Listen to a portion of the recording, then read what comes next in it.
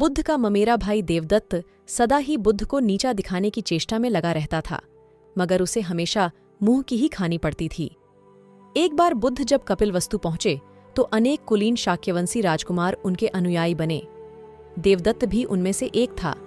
कुछ समय पश्चात देवदत्त ने भी कुछ जादुई शक्तियां प्राप्त कीं और एक बार उनका प्रदर्शन मगध के भावी सम्राट अजातशत्रु के समक्ष किया। वहां वह एक शिशु के रूप में प्रकट हुआ जिसने सांप की मेखला बांधी हुई थी। तभी से अजातशत्रु उसे परम आदर की दृष्टि से देखा करता था।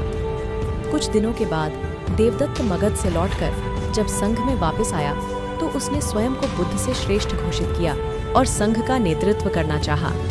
भिक्षुओं को बुद्ध से विमुख करने के लिए उसने यह कहा है कि बुद्ध तो बूढ़े हो चुके थे और सठिया गए हैं। किंतु भिक्षुओं ने जब उसकी कोई बात नहीं सुनी तो वह बुद्ध और संघ दोनों से द्वेष रखने लगा। खिन्न होकर वह फिर वापस मगध पहुंचा और अजातशत्रु को महाराज बिंबिसार का वध करने के लिए प्रेरित किया, क्योंकि बिंबिसार बुद्ध और बौद्धों को प्रचुर प्रश्रय प्रदान करते थे। प्रारंभिक दौर में बिंबिसार को मरवाने की उसकी योजना सफल नहीं हुई, अतः उसने 16 धनुर्धारियों को बुद्ध को मारने के लिए भेजा।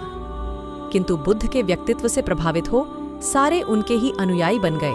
क्रोध में देवदत्त ने तब बुद्ध पर ग्रीकूट पर्वत की छोटी से एक चट्टान लुढ़काया, जिसे पहाड़ से ही उत्पन्न हो 2 बड़े पत्थरों ने रास्ते में ही रोक दिया। देवदत्त के क्रोध की सीमा न रही।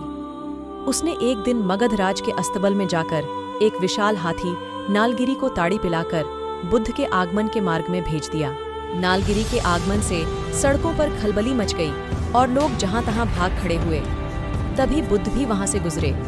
ठीक उसी समय एक घबराई महिला अपने बच्चे को हाथी के सामने ही छोड़ भाग खड़ी हुई। जैसे ही नालगिरी ने बच्चे को कुचलने के लिए अपने पैर बढ़ाए, बुद्ध उसके ठीक सामने जा खड़े हुए। उन्होंने हाथी के सिर को थपथपाया। बुद्ध के स्पर्श से नालगिरी उनके सामने घुटने टेककर बैठ गया।